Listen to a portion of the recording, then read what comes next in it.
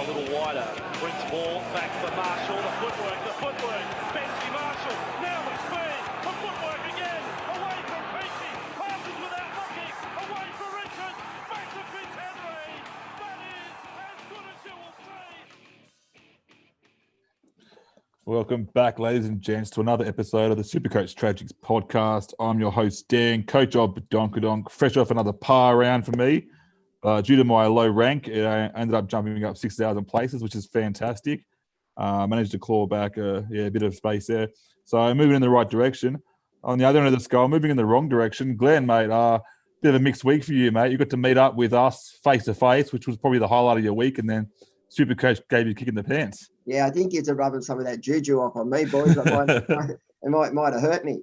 I actually swapped the VC off Cook onto May. I think that was my biggest flaw there. I mean, I don't do that, and I only dropped 2K. It's still to 6K, which is a lot further behind than I usually am at this time of the year. But It is what it is. I feel pretty comfortable with my side though. Yeah, I'm good here, mate. So I reckon, it's still only early days. We can all move forward. Like I said, I'm still 39,000, so I've got plenty of. I'm still way behind you, mate. So, yeah. And back with us once again, we have Brod. It was a tough week, not only for the Brisbane Broncos, but for the Brods Broncos. How are you going to claw back, mate? Yeah, I've got a couple of little pods going. So we'll mix it up a bit this week, go back to what I'm good at, risk it for the biscuits. So hopefully this time next week I'll be talking about some positives. Well, hopefully those little pods of yours, mate, will be in the most traded in the week after. So just obviously means done the right thing. So, all right, guys, first things first, let's move on to the news. So, Glenn, what news we had this week, mate? A fair bit out there. Yeah, there's a little bit out there. So starting off, we've got the Dogs have been struck down with COVID. They went out to dinner and apparently, so 4 that I know of is Naden, Avarillo, Sia Manafagai and Hoffman are definitely out. But I watched NRL 360 tonight and they're saying that there's 12 players short of their starting side. I don't know if that's all related to COVID, but it's something we definitely need to watch. And they're talking about loaning players and teachers and all sorts of people coming in to play this round. So that's that. We've also got, Kevy swings the axe at the Broncos in the spine area and he brings in Pakes into the 9 position, TMM to the fullback position, Gamble into the 6th position and Walters jumps to the pine. And also Farnworth, he's returned due back as well. It's supposed to be around 7, but he didn't come back, did he? Britton Nakora returns for the Sharks and Katoa. Talakai retains his centre wing position and Ikavulu looms in the extended squad. So just watch out for that with those buying Talakai. Tapau and Schuster could be back next round. So that'll be interesting. And Turbo round 9 and 10. With the Storm, J. Brom and K. Brom return to the Storm. James Tanua Brown is on the extended bench for the Cowboys. S. Russell could return round 8 or 10. Toho round 9 or 10. Latrell round 13 had more work done on his knee, cleaned out. So just be cautious on Taith owners. I still think he's a buy before round 13, but we'll talk about that. TKO returns for Roosters to the bench. Lodge returns for Warriors. And here's 2 other things. So Milford has finally joined the Knights and he's in their training squad, but he's been asked by the NRL to do a 4-week course of some kind, which I don't quite agree with, but that's another topic. And then the final one is Andre Ponga says sorry and the deal is back on. So Ponga signed today a 5-year deal at $5 million. So I assume that's $1 million a season. So the Knights are happy and they've got their man. Are they really happy though? That's right. He did turn back pretty good effort last week, so I won't be hard on him. Maybe all this news in the background about contracts and everything has been getting to him, and I think maybe there was some stuff done last week that may have finalised everything, and he played pretty well last week. It was good to watch. It was good to see him play. I think I don't agree that Ponga's worth $1 million on the field. That's me personally, but I think he's worth $1 million to the club. Because the things that he does outside of the club, what he brings to the revenue that he brings to the club, and possibly draw other players to the club. So in that benefit, I guess it's a good signing for him. Yeah, the local cafe at Newcastle will be very happy. He'll be back buying his strawberry milkshakes anytime soon. So good It's all business good because the Dolphins are getting that desperate that I think I'm getting the call up. So they got no one else going there. You wanted to head up to Brisbane, didn't you? Maybe. Yeah, it's got to be better than that than SuperCoach. That's it, mate. All good. All right, let's start moving on to the most traded ins this week. So on the top of the list here, we have Taff, 210K on his third game. Yeah, I agree with this. I think it's a good trade in, Brod. Yeah, I think Taff's a good one. Obviously, it depends on who you're trading out. Most of us are going Teddy, I presume. But yeah, I mean, he's going to make some money. He's got that spot for another, 5-6 weeks. The good draw that we all know Sousa got, so, and kicking, so it should be good. Yeah, I do agree as a trade in, but yeah, I think the toughest part, Glenn, I think you will agree as well, is that it's just who to trade him for. Like, I got Schneider there, who would seem to be ideal to trade him to, but when you think like he's playing the buy round, he's still got money to make. Teddy is just awkward because we know what he can do. He just hasn't been doing it. So your thoughts there, Glenn? Yeah, well, I mean, we'll talk more about those trades that everyone are doing to get to Taff. I understand the concept of getting Taff to get to Cleary, and I think if that's what people are doing, then I don't mind it. I still think they should tread with caution that he will only play up until round 13. But, I mean, he should make nice money. He's in a ceiling side. You know, there's a lot to like about him, I think. And I've had some insane ones today where people are saying they're going to trade out Hines to him, Paps to him, and I'm like, that's just madness. I just want to go on record that we said last week on this pod, get Taff, and every other podcast said, don't do it. So when they all say this week, do it, just remember Tragic said it first. Also, remember that if he does crap this week, we didn't say anything. All right. So, all right, guys. Next on the list, no surprises here. Cleary, number 2, 902,000. Honestly, I'm struggling to get him in, but I'm ready to break everything I can to get him in. Brod? Yeah, same, mate. I don't think I'm going to go destroy my team for this 1 week to get him in. I've got a couple of other moves happening in the background, which frees up a little bit of cash.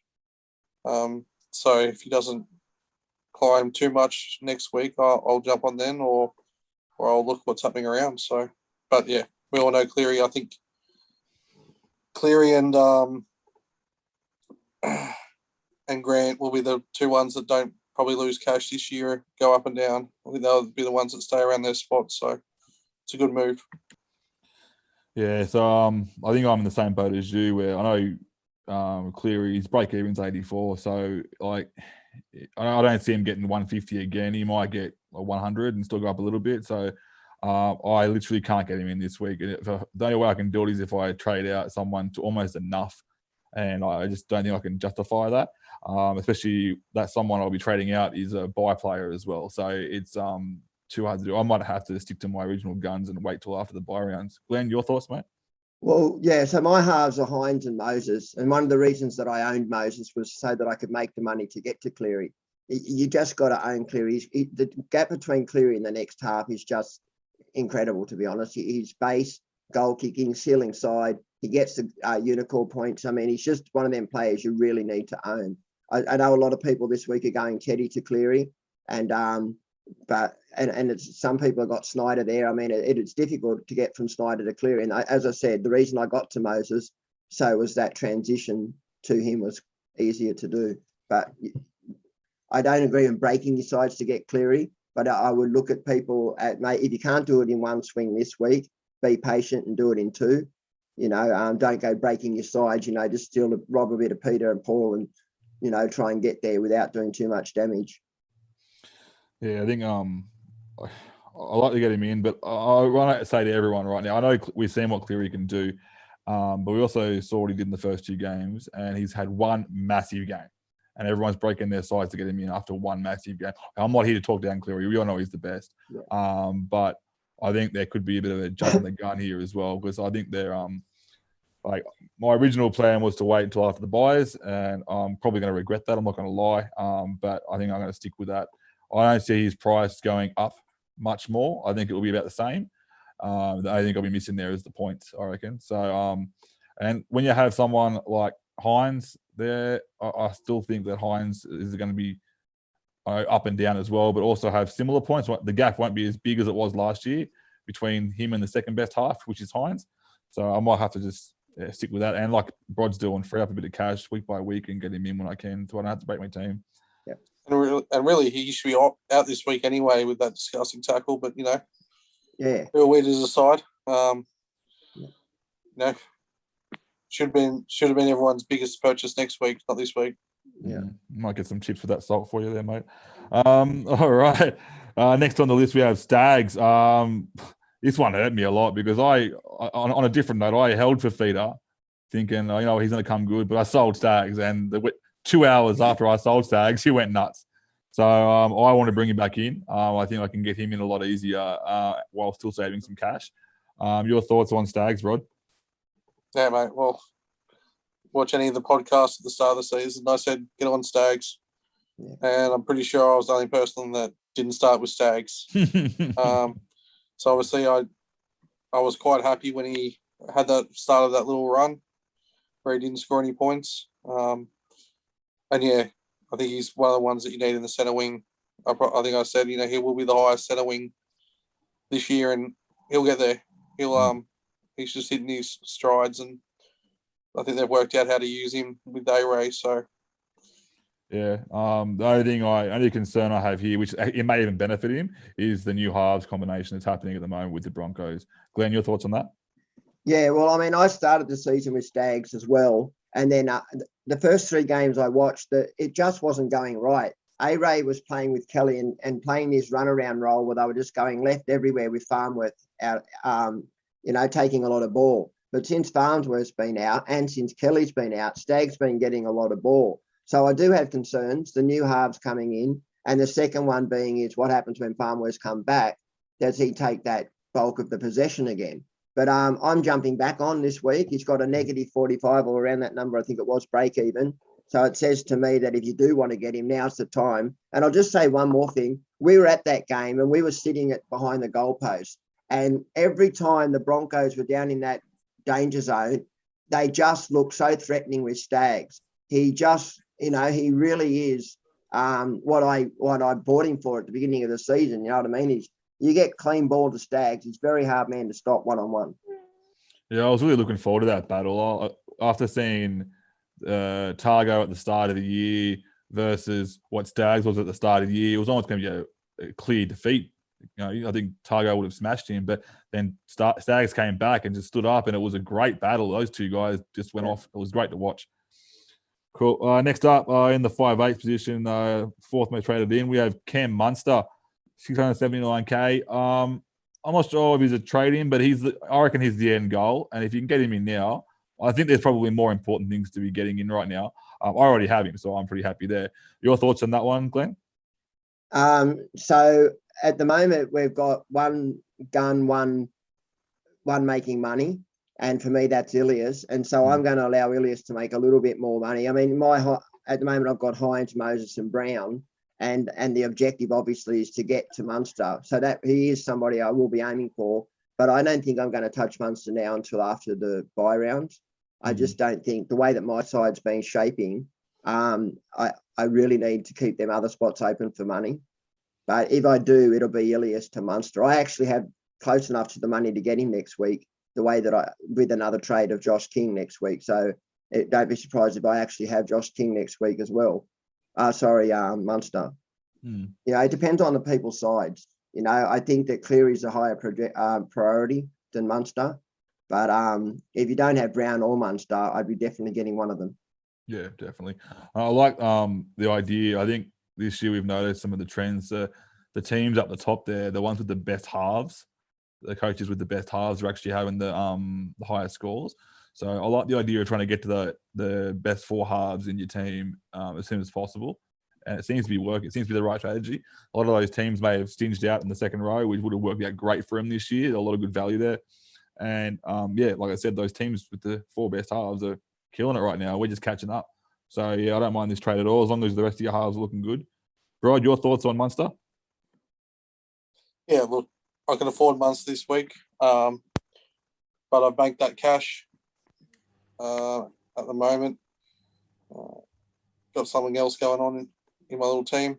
I need to make up points where I am now. So Munster will be my second 5'8", or he will be my main 5'8", but at the moment I'm just taking a little bit of a risk on something else that I see. So Awesome. Well, good. Next on the list, this one here is the one that got away for me anyway, is Talakai at 592. Glenn, your thoughts on Talakai as the fifth most traded in player? Oh, mate, I'm so frustrated with Talakai. I actually I sold for feeder to Firma, and I was going to go Talakai. I literally put Talakai in my side. Then I took him back out again. And the reason I did it was Firma plays the bye round. And the second one, which was the more bigger one, was that there were players that were due back, like Ikavalu and Tracy. Was it Connor Tracy? Connor Tracy, yeah. Connor Tracy. And so I'm not convinced that he holds that spot, but at the moment on merit he is, and he will also get dual. So I mean, if you're in a position you can get Talakai this week, I still think it comes with risk, but I think it comes with good points. But just be aware that Talakai has had ups and downs. He can be a bit yo-yo-y. So but I really like what I see from the Sharks this year. I just think that Mulatalo or Katoa, some of them others, Hines, Nikora, if I was going to be targeting Talakai at that price, why not buy Britton Nikora, who's assured that position on the other side? Yeah, true.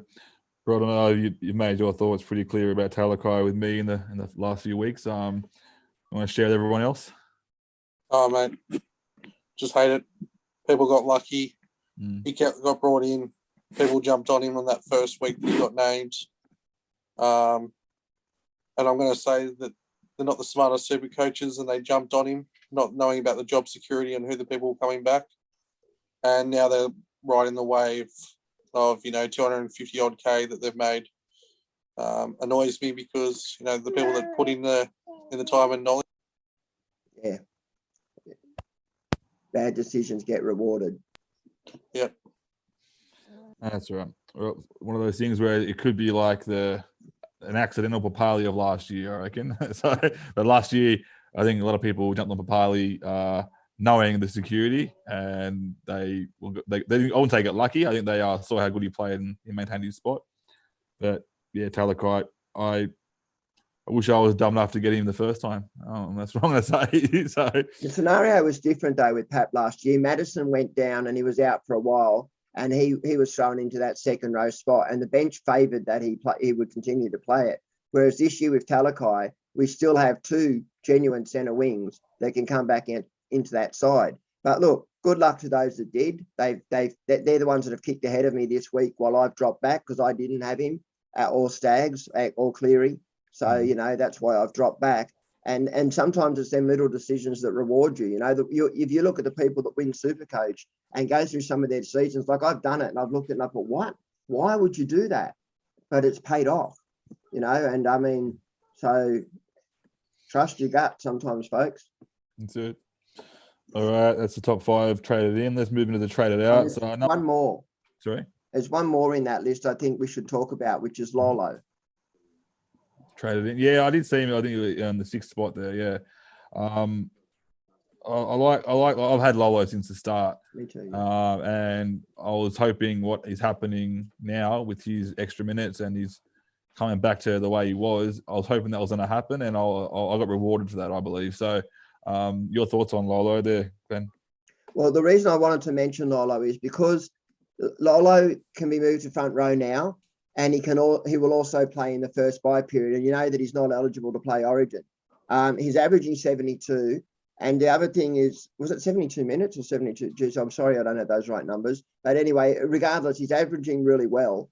And one of the things about Lolo you'll notice is when the Cowboys are in close, tight contests, he'll play bigger minutes. But I think the reason I wanted to mention him was that a lot of people are going IPAP Haas, and Haas is going to play Origin and IPAP doesn't play to the second one. So if you can't quite afford to get to that, Lolo is a very good play for a Josh King to Lolo, and then have him for that bye period, and then work your way to IPAP after round 13. Good call. Right, do you start with Lolo as well, did you, mate? Yeah, mate. So yeah, I started with him. It was one of those risks that we all took at the start of the season. It was either going to pay off after, and you could see the goods after round 2 and a trade out or a trade in. So that was one of the better ones we did. Yeah, and he's got the average there, Glenn, of his 3-round average is 72.3. So he's back to his numbers.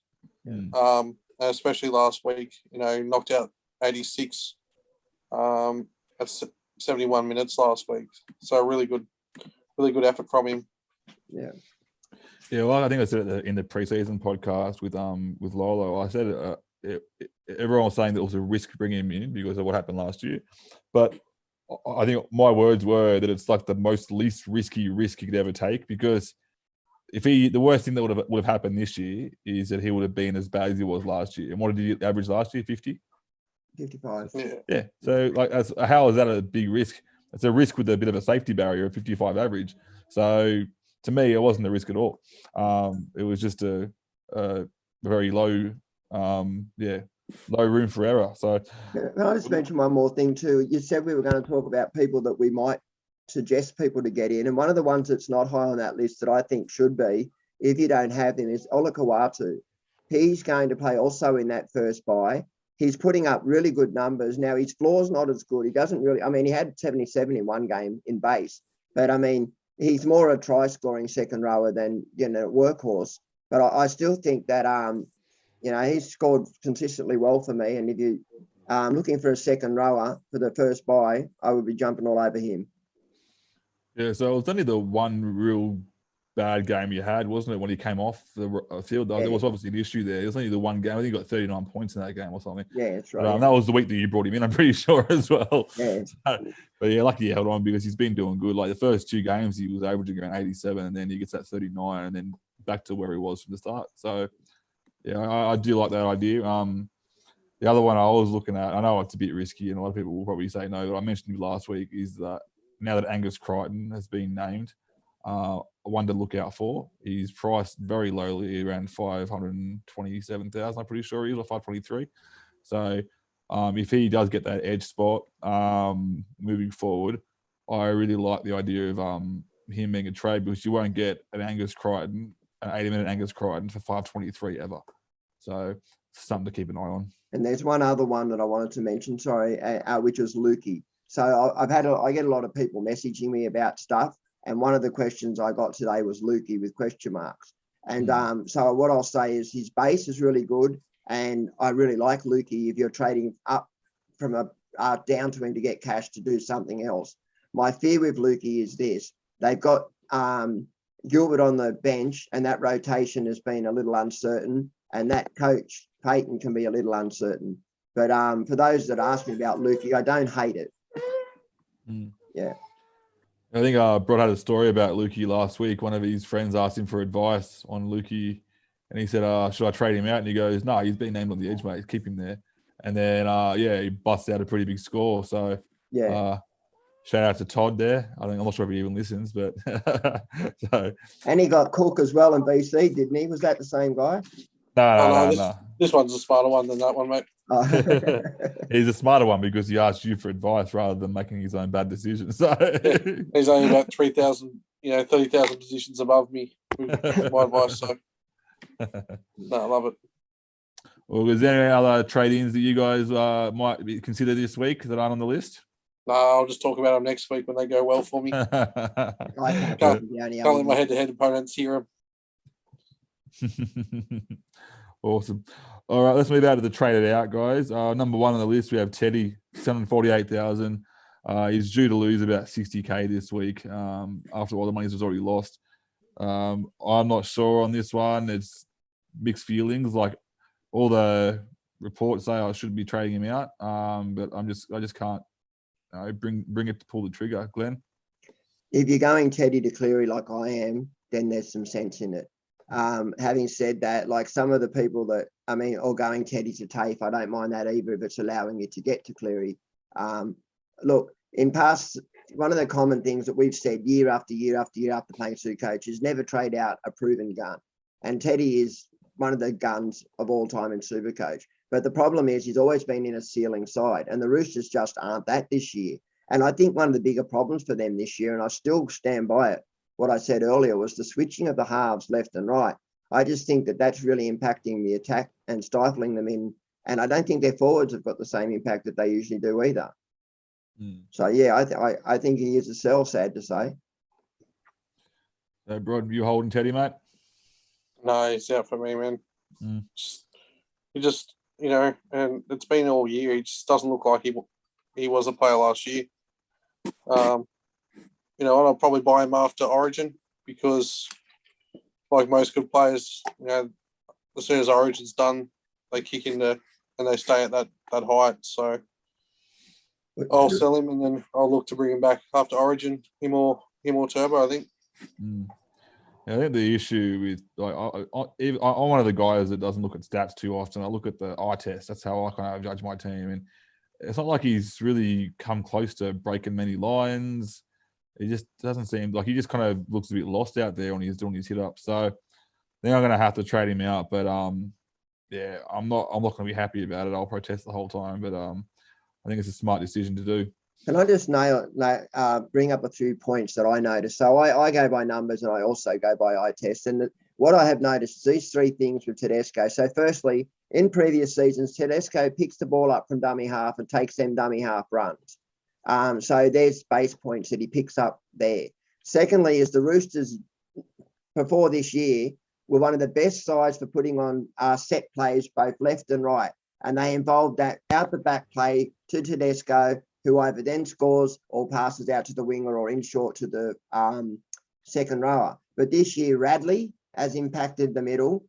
And they have this one play short to Statelli. And every time, even on the scrum sets, every time they just repeated the same play, set the line out the back, almost like a decoy play, and then play short to Statelli. And the opposition draw weight to that's what they're doing.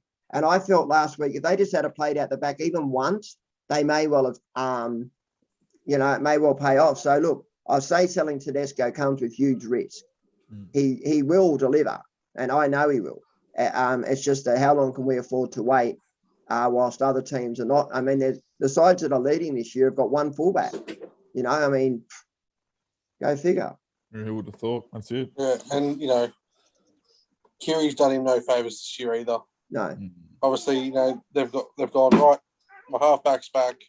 Yeah. Let him do the work, and he has done nothing this year.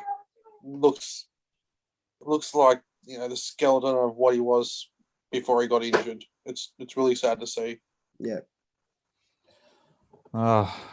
Poor Teddy. Copping a lot of crap from us today. All right, let's move on to number 2. Traded out, which one surprised me a little bit, was Coates, 422. Yeah, I think he's done. I wouldn't, like I said before, you're not bringing Coates in for the base. You're bringing him in for matchups. And I think we mentioned a couple of pods ago that you need to earn the right to have those matchup luxury buys. So, like someone like an AJ, or even Addo Carr, one of you gets a good hit, gets a good run. But yeah, I just don't see he's not showing much at the moment. The last 2 games have been pretty terrible. Didn't even get his break even with 30 last week. So, your thoughts on Coates, Glenn? We all told everyone at the start of the season, don't start Coates. And it was so frustrating for me because every round for the first few rounds, he was scoring tries, which was inflating his score. Then I was getting little messages that would just say Coates, and that's all they'd say, Coates, and nothing more. And then the week that he got 14, I sent one back. It just said Coates. And I was 14. I was like, I warned everyone, he doesn't have the base to own. He is in a ceiling side and he will get scores, but he's the kind of player that can score 3 tries and get you 90. That's it. You didn't start with Coates either, did you, Brod? No, my name's not Timmy O. But no, and yeah, his numbers for playing for the Broncos last year, you couldn't take it on board because, we had 50 points scored against us every single game. But when you look at the work rate, he was never giving anything coming back. Yeah. You thought maybe, what Craig Bellamy's, is an amazing coach. You thought that he'd transform him into some way, but at the end of the day, I think he's just that guy He's going to get paid $400,000 to dive 5 feet out, and that's his job. Yeah. Well, if you look back at the past when Addo was there, when he was first started playing for Melbourne, he was like just a typical fast, speedy winger, and that's all he was. And it took a long time for Bellamy to get him right, but he's actually got a head on his shoulders now. You watch him; he doesn't make those stupid decisions anymore, and he got that over time with Bellamy as the coach. It didn't happen overnight.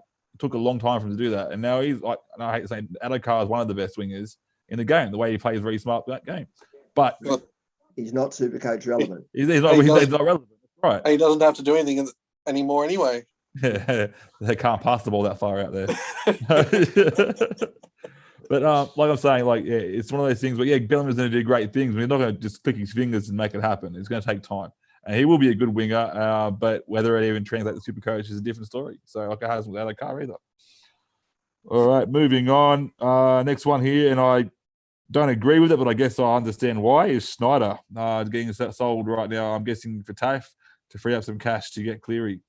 So I think, yes, you can't have Snyder, TAFE, Cleary. You can't have them all. So I guess this is where everyone's making way for, Glenn. If you can afford to hold Snyder and have Cleary, do it. If you need to get TAFE to get to Cleary, then do it. You know, I mean, if I own Teddy down there, and I mean, if I had Snyder and I had Tedesco, I'd be selling Tedesco to TAFE, and then I'd be looking at whoever my other half was to get them and hold him, because he is going to play round 13. He has got money to make, and he's averaging quite well. He's a beast. I really like what I see from him. But having said that, his job security is not great. Fogarty will be back, and he will be moved on. So, I mean, yeah, I would not be selling him unless it's in order to help you get Cleary or to Cleary. Yeah, true. Rod, your thoughts, mate? I'm keeping him. And it's probably just the point that I'm $10,000 short to sell him to get Cleary this week. But if I had 10 more grand in the bank going into this week, then, you know, Snyder would be a sell to Cleary. It's just that I'm not using the boost to make it happen. So I find if you, for example, if Cleary gets 100 points, which is very likely, he goes up about, I think it's 10 grand, 12 grand. And then the break even of Snyder is, I think, 2. So if he gets about, it's going to be a tough one against the Panthers. But if he gets even 30, he goes up about probably 15 grand. So that gets you about 3 grand closer. So I don't see it being holding a week is going to be an issue. They're both going to go up very similar in cash as well. So that could be an option there. Hold on for one more week at least. And the harder the opponent, the more better base he has. Yeah, I think he will. You know, I think he will. Let's put it at the end of the show, like we did last week. But I reckon he'll score a good 50 this week. Yeah, I like that. If he gets 50, which is projection, he's going to go up about, I think it's 30K, which then closes that gap for you to get him next week. And that's only if Cleary gets 100 points, which is not guaranteed to get. Cleary's could just get his break even and stay the same price, 84 break even. So could actually happen. And if I had 84 from my halfback, I wouldn't be upset. So, all right. Moving on to the next one, we have Josh King. Made some good money. Everyone's selling out. It's 462K now. So that's a good little price rise from him. Is now time to sell, Glenn? Yeah, it is, mate. His break even is pretty much near what he's averaging, and that's usually a good indicator for when to sell. Not always, but for me it is. I think Josh King's done his job. We had him there. I mean, he was the ideal second player alongside Haas. He got lucky with a couple of tries. That's inflated his price for us. I think that now's the time to sell before he starts going backwards again. I was one of the I was so angry. I missed the boat on getting him in, and I just kept delaying, saying, "No, I can't get in this week. I missed the boat." And then he'd go big again, and then I kept pushing off, and it just frustrated the hell out of me. But like, it wasn't even just his tries. It's not, like, you watch the game for like 10 minutes, and all of a sudden he's done like ridiculous amount of hit ups. He's on 25 points, and you're like, what does he do? He just his work rate was just through the roof. But then other games he'd score a try, but his work rate wasn't there. It was really inconsistent, I noticed. But I think he's done a good job. I think he was that perfect guy to have at the start of the year, and unfortunately I missed out on him. Brod, mate, your thoughts? Yeah, I was one to start him. I've got him. I've kept him this week just because I've got other problems. I don't think I'm going to play him this week. But again, I don't think he's going to lose any money he's not a big priority for me to get rid of this week. But, if your team's that good that you can get rid of him, then all means, then I think you should. Mm. Yeah, he's definitely not a priority sell because he's, like you said, his average is the same as his break even. But a lot of people are trying to find ways to build that cash to get to the guns, and he's a perfect way to do that right now. But if you have other issues you want to deal with, you definitely can hold him for another week if you need to. But he's definitely a good option to sell. And to close the top 5 off, Firma, $4.99. Firma, another one I missed out on, but I was about to trade him in, and he went crap. So lucky me. Do you all agree on trading out Firma, Glenn? No, I don't. He's a round 13 buy round player, and with the amount of injuries we've had at centre wing, I think that, if you're playing him in the second row, I can understand why people are doing that. But if you've got him at centre wing, he's a 5th option. You don't have to play him every week. Just hold him on your bench and have him as that buy round player. No, I don't think he's a sell. If that's break even was to sneak up a little higher, then I might consider it, upgrading him to someone, or even downgrading to someone like a Lukey. If Lukey's spot's consistent, it's but 1 for 1, you're still getting a buy round player and you're getting some cash back. So that's what you're doing, yeah, sure. But I just think people got to keep in mind, don't keep trading out buy round players. Now that's one of the reasons why I'm looking at keeping Schneider again, just because I think he's ideal to have in that buy round. But for me, Firma is like, if you're going to trade out Firma, you're trading, especially if you have him in the center wing, you're essentially trading out an Aiken. You've got that solid base. Aiken's been getting lucky with a few tries recently. He's got that solid base, and we know Firma can cross the line. He runs a very good line. So I think it's just because they just take turns on going left and right, Titans. That's why Fafita's going hard now. Yeah. But yeah, I think Firma is a solid base. If you're going to center wing there, if you had someone like Aiken and you had Firma in your center wing, and then fill your other couple of spots up with some high ceiling guys, it's a great finishing team almost. Yeah. So, Brad, your thoughts on trading out Firma? Pretty sure I bought him a couple of weeks ago when he started having his bad little run. Yeah. But I also own Fifi, so it kind of compensates each other. I've got both of them. The only problem is right now is that I've got him in my second row. So when I'll be looking to make my trades and selling those centre wings that have come out of the starting team, he'll be going and pushing back to the centre wing. I'm not playing him this week. I'm probably going to butt against the Cows because I see a couple of tries being leaked, but we'll see what happens. Yeah. There's one play. This is going to be very highly contentious. This is more of a FYI. We all saw how bad Pappenhausen's ankle was after his injury, and there is an issue because he's playing the very last game of the round. Yeah. So this is something we need to keep an eye on, guys. I remember the physio came out with really cool things, and these anomalies like the bark's worth in the bite. It can be very painful, but often not too bad. But then the very similar injury happened to Simpkins. It looked a lot worse, that one, unfortunately. But then he put a saying that it could be potentially a 3 to 4 week thing. So I'm just a bit, but I think Simpkins was named again this week too, wasn't he? Yeah. Yeah, so I'm hoping that it's all right. I just want to make sure, keep an eye on that Pappenhausen news as the week goes on. Obviously, if we hear anything, we'll post it in our group. But yeah, it's just something a bit of a worry there. And I know he's not a sell, but his break even's also 176 as well. So he's about to lose a lot of money as well.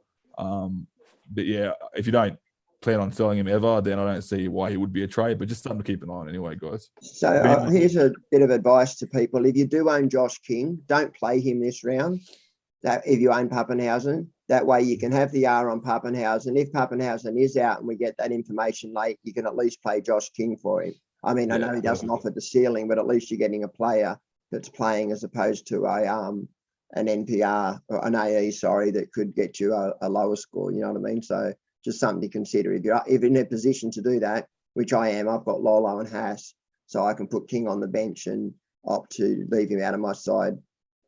Play someone like Tuolagi, not a pretty matchup, but it's still at least you're getting that safety. And hopefully by then we'll know. And hopefully, Tuolungi can stay on the field for a full game. Another one. That way, at least he gets his base up there. Oh, he's like, the kid's got so much talent. He just keeps getting hit in the head or, a bit sore. I don't know. He's poor bugger. He's just a great looking player to watch. So hopefully he gets some more minutes and stays healthy. Is there any other players you guys would consider trading out this week if you had? No, not really. Oh, we got anyone that starts on my team in centre wing would be a great one to start with. So a couple that haven't been mentioned, I guess, is Suwali. Has been named for the Roosters at 250K this week. I know it's only his second game, so you can wait till next week to get him. But if your bench is looking a little thin and you don't have money to get it, and you've got someone like a Smith, a Schiller, or a Viali, or I don't know, whoever you've got there, and they're not playing, someone like that, then that's a straight swap to him. Or if you need money elsewhere and you think, where can I get money from? Maybe one of those centre wings you can go down to Suwali. I still am a bit weary of their job security, though, with them Roosters. They're being shuffled around a bit too at the moment. Yeah, it's true. And there's another question I was going to ask because I'm sure the viewers would probably want to know as well. There's a nice little cheapie there at Manly on his third game now. What do we all think about his job security? Do you reckon Koala gets that, or do you reckon Tupeluta has earned his spot over merit? Well, Koala, so they've trimmed the squad down to the 19. Koala's still sitting outside the reserves, so still in the 19. And I think Koala would be picked over him if Koala's fully fit. So I think they're giving him every chance. And if he does come out, it will be for Koala tomorrow. So that's the $1 million question that we're asking ourselves. So Des Hasler does play a little ducks and drakes sometimes, but the bigger issue is that apparently I read that Koala had a HIA protocol, and because it's such a short turnaround, he wasn't able to back up. I don't know how true that is, but if there is truth to that, that could be the possibility reason as to why he isn't playing this round. But it's frustrating when we bring in them 170K players and then they just drop out. It's He's still there, Glennie. He's still there in the 19. Get the first cut. Yeah, well, that's good. So chances are he could come in. It is Des Hasler. And the good news there as well is that he plays the first game. Yeah. So, but that's also this is the part that I have issue with, because I know there's a short turnaround for the Manly series, and I don't know why they named Cooler if he wasn't gonna because of the short turnaround. Why would they name him in the first place? So that's one of my concerns. And if he doesn't pass these HIA protocols and Tupeluta gets named, do we think that Tupeluta loses that spot next week when he will pass? So this is a tricky one because a lot of people are going to fall for this, and I'm confused as to who gets that spot, because I know that Cool is more of a centre and potentially a fullback rather than a winger. So this is my concern is are people going to fall into that trap of getting Tupeluta in, or should we just hold off? And neither are played this week anyway. They're up against Sharks, which is one of the best defensive sides in the comp. Who are especially versus centre wing. Versus centre wing, they're the best defensive side in the comp. That's right. So I definitely wouldn't be playing either or. But if you do need cash, it is an option, and he does play the bye round. Manly don't lose a lot to the Origin apart from Gerbo, DCE, and Turbo, Gerbo, and DCE that I can think of off the top of my head. So they won't lose many backs. Yeah, so this is more of a warning. So if you are looking at even if Cooler doesn't get named this week because he didn't pass HIA, for those that are actually interested in getting Tupeluta in, just be very much warned that he may drop out next week just because Cooler is there just waiting to get that HIA clearance. I would name both. Yeah, that's right. That's another thing as well. You probably have to go Cooler to him if that was the case, which is just silly because you'd be going back and forth like Des Hasler will. But the good thing is that, if there's any coaches out there that you can probably bank on, Des is probably the one that's pretty straightforward. He's not like the man at the Roosters who will swap and change, 3-4 different players come game day. He's got Koala there, and I reckon he's just given him every single opportunity to pass that. Yeah, because we all know how much he likes him and has talked him up pre-season. So yeah. Awesome. All right, guys. We'll discuss a few strategies here. So I'm trying to think of strategies for myself. I'm still pretty low in the rankings, around 39,000K. So my strategy, you kind of touched on it earlier, was to start trading down a few of my players that are either I'm not using or trying to cash into other players, and start to build up a bit of a bank on the side there, so I can start getting in those bigger guns like Cleary and like even I'm still stuck on Starling and Randall at the moment in the hooker position as well. I was very lucky last week that Starling did quite well, and so did Randall. And I think I'll be keeping Starling up through the bye round. I think he's doing a very good job for me. Plus, he plays that round 13. And there is a scenario this week where I can trade out Teddy to Taff and then also get Randall up to Grant or Cook. And that was the scenario I put in. But then I looked at Randall's break even and it's pretty low. So I might have to just stick with these guys for a bit longer. So I think all I'm going to do is build up some cash over the next week or two and just start. I've only used one boost this year so far. So I've still got plenty of boosts I can use there as well. So I might just start building up some cash and then boost up maybe 2 in a row moving forward and get those big guns in. Any ideas there, Glenn, that anyone pretty low on the ranks could, over the next couple of weeks, put in a bit of a strategy to get ahead? I think there's a few good centre wings going around at the moment. You know, players like Ronaldo, Mulatalo, Ramian, Katoa, Hanville Graham, AJ, Crichton, May, Targo. So, I mean, if you really wanted to go something different, you could play 5, 6, even 7 centre wings if you're behind and you're looking at away. I mean, most good sides have built their forwards up now where they've got 2 hookers or 4 halves and a good second row set. So they're very unlikely to be playing more than 4 at worst, 5 centre wings. So that's one area where I think you could really look to get ahead on the competition. Yeah, well, any plans for you, Broad, that you're going to try? I know you've already mentioned it, get those pods in there. Any other specific plans you'd think of to try to get back and catch the crowd? Yeah, I've got some plans this week. Got a sneaky VC that I'm sure no one will be able to pick, apart from obviously probably you two that I've told. Yeah, I think there'll be about 0.00001% vice captain there, and there'll be just your low Broad. I think it'll be 0.1% ownership. Let's not get too much out there, Glenny. Yeah. But yeah, I mean, I'm in the position now that I need to risk a couple of vice captains / captains. If I can pull a couple off, then I can be back around the pack and then play safer. But I need to do something to what I've been doing. I used to be the pod master and I went away from this year and it's cost me. Normally I would have started with Kelly, probably the lower owned players apart from a couple. In the past it was always like everyone jumped on Nofo at the end of the year and you had him the whole year as well. That was one of the biggest ones and he was always so good. I think another way you can get points too is that VC. I mean, you really watch the matchups. You mean like the Sharks and the Broncos? I mean, the Broncos playing possibly a depleted Dogs, the Sharks who are just on fire, the Storm playing the Warriors, the Rabbitohs playing the Tigers possibly, although be cautious there. The Tigers are actually the 4th best defensive side in the comp. Panthers playing the Raiders. Win one game and look at him, eh? No, but falls off the bottom of the table and starts buying premiership. Before that game, we were still the 4th best defensive side. It's just that we can't put on points, and we still can't put on points. We just defend well. And so that's my point is that so you might not get the ceiling you think you will in a side like that. You might from a Cook or someone like that.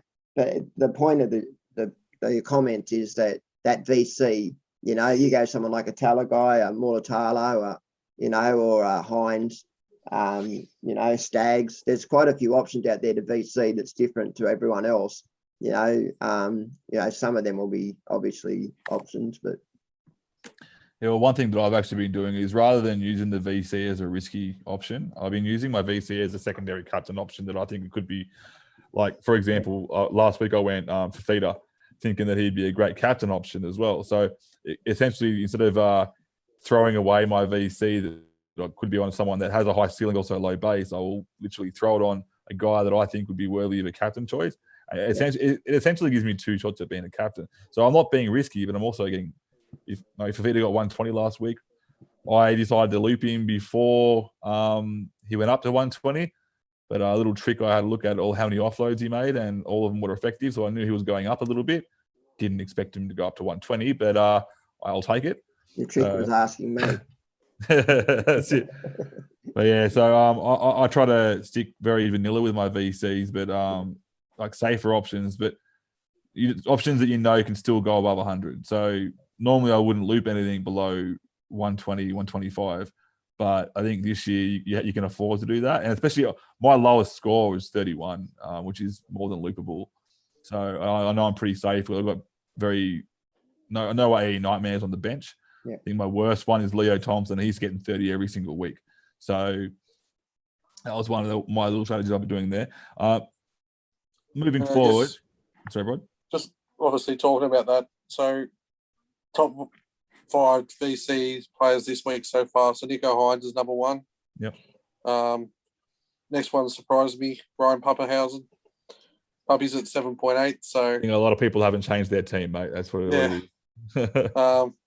Then you got Tylen May, David Fafita, and then obviously a one that I like is Payne Haas against that team. And then the top 5 captains is Puppy at 20%, Nathan Cleary at 10, Nico Hines at 9, Mitchell Moses at 8, and then people are strong with Teddy at 6. I'm quite fortunate this round because my NPR actually plays in the very last game. It's handy. Yeah. I've got 7 of them, Glen, so... But that doesn't help, mate. I just makes me think maybe I could VC Cleary and still take the risk on Pappenhausen. That way I can play him, and if he is out, well then I can just loop there, and if not, I can still play him. Anyway, it's interesting. Play around with VCs, guys. You can really reward you. I stuffed it last week, taking it off Cook, and it hurt. And I was at the game. So annoying. And I stuffed it up by not looping Fifi and keeping it on Teddy. Was it you that messaged me? One of you messaged me and said, should I loop? I said, yes, do it, 100%. I said, he's had 3 or 4 offloads. He's going to upload like 10 or 15. And, yeah. Only reason I did is because I still had a moan last week. Yeah, that'll hurt. But I still would have been 100 points better off if I looped. Yeah, that's right. I think sometimes you just got to take it if it's over 100 plus. I was just thinking that, at least Teddy could go at least 80. Yeah, well, so did we all. That's why I took it off and put it on May and went Teddy. I thought, I tipped him 120 plus last week on the pod, and it was just disappointing. I was still worried too he's going to lose that try assist. The way Talakai got a try assist that I don't think was one. When you look at what Tedesco did and Hines did, it was on Moylan and Tedesco, sorry, they're almost identical plays. But yet Talakai gets it paid, but the one outside Teddy didn't. So I can't even remember who it was. But either way, Ty actually had a video of them both, and they're almost identical plays, the ones that Moylan did and Tedesco did. Yeah, one thing I will say is last year with the try assist, the way they've scored them was actually really good. Last year, it was always like if the fullbacks did the sweeping run, he'd get the try assist. Yeah. But this year, it's just hit and miss. Everything's different. It's just keep it the way it was. There shouldn't be any subjection. This is the only fantasy sport where there's subjection to. It's subjective. Yeah. Yeah. So I don't know. I think it's yeah. I won't go on too much about it. But did we have the bold prediction from last week written down? Because I can remember what I said. So I'm going to tell you my bold prediction from last week. I think I went Starling to 100 plus. And I think you got 84. So I'm not too far off. I said Cleary to go 120 plus, which that actually worked all right. And I won't talk about Teddy 150. That was my last one there. So that was a bad one. So I say 1 out of 3 from me. Do you remember yours, Rod? I went against Glen with Grant. Harry Grant, yeah. I don't know what numbers we said. I think you said 100 plus on Harry Grant. I think Glen probably said under 65. Yeah, I said Cook over and I said Grant under. Yeah. So we're in the middle between us with Grant. Hey, that wasn't a try, by the way. Let's get on that. That Grant try. Do either of you agree that was a try? Where he dived over. and he was held up, and then he slipped it along his wrist and then pushed the ball down. Yeah, try all day, mate. Oh, yeah, because you own him. I looked at that game because, I said to myself, I don't think versus the Sharks that he gets over 65. And you take that try out of it and he gets, 45? Or what do you end up on, 80? 84. Yeah, so take a try and line break out of that. That's 28. You know what I mean? Like, I didn't think it was a try. It was a try. Yeah, well, it was given a try in the game. But how many options do we see that? And then Cook was my bold prediction, I think, Cleary and Grant under from memory. I know Cook was definitely one of them. Yeah, I said Fifi was going over. Yeah. The other one was what? Fifi was going over. Was going to go 100, 110 plus. Fifi. And your last one was have one of your players, did any of them get injured for more than 8 weeks? No, but 2 of them got dropped. So even worse. At least if they're injured, they know they're coming back. So good. So you want our predictions for this week? I'll be on the spot again, so I literally didn't think of anything. So I'm going to go Stags sub 50. Oh. Yeah, because I think that halves pairing might screw him over a little bit. I'm going to go Cleary to not get his break even, which is 84. This is all hopeful. This is all hopeful. And last one, I will go. Well, I'll go find someone on my team, so I can. Starling. No, he won't get over anything. I think it's the Panthers. All right. I'm trying to think of one into my team. I'll go Hines 120 plus first game. Who's up next? Cook 100 plus again. Yeah, I think I like Cook a lot. I got him in one of my drafts, and I think I was going to captain him, but I realized there was no captain in that draft, and that was my fault. I made that draft. And I'm going to do it. I'm not going to do it again. And I was going to say Dylan Brown also 80 plus. All right, here we go. My vice captain, people that will play me, we'll see it later. My vice captain will go 100 plus this week. I'm going to say that. Who else have I got in here? Say about my team is. Let's go.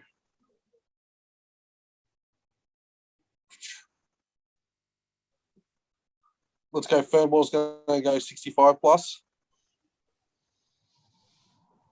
Yeah. And just because Glen hates it, Grant will go 85 plus. Yeah, I'm gonna go him under 65 again. But it's versus the Warriors. But Anzac games can be quite different. They're very usually tight contests because there's a lot of emotion involved with Australia versus New Zealand kind of flavour to it. But yeah. I was going to buy Grant last week, remember, and I ended up buying Moses, and I'm glad I did still because even though he outscored him by about 15 points, it gave me the opportunity to get to Cleary, which is what I wanted. Mm-hmm. All right, guys, that pretty much wraps everything up. Is there anything else you want to talk about before we move on? No, that's it. All right, guys, let's talk about our vice captain. I know Brod's probably not going to say what his vice captain is. So last, Brod, what your captain is looking like, mate? Yeah, so my captain's, it'll be probably between Puppy or Fifi, to be honest. Come back next week and I'll choose someone completely different just to screw my team over. But, if Puppy gets named as the week goes on, then I'll probably go him. But otherwise, I like Fifi. He's hitting his strides and they're knowing how to play him. So, cool. Glenn, your thoughts, mate? VC high, C Cook for me. Okay, I like that. I'm gonna probably go a little bit left field, but not too left field. So I'm gonna go VC on Fafita again, and then I'm gonna put the captain on Munster. I like Munster against the Warriors. I think he'll do a really good job. So that may change as the week goes on, as we all change our minds. But I really like Munster this week as a captain against the Warriors. So let's talk about trades, guys. What kind of trades are you looking at there, Glenn? So I've got two options. One is Tedesco to Stags and Moses to Cleary. Yep. Or the other one is, and that means that I have to have Koala down to my fullback for a round, just for one round, and I'd have 180k. But the more likely scenario is that I go Tedesco to Taff, Moses to Cleary, and then bring in Stags for the third trade.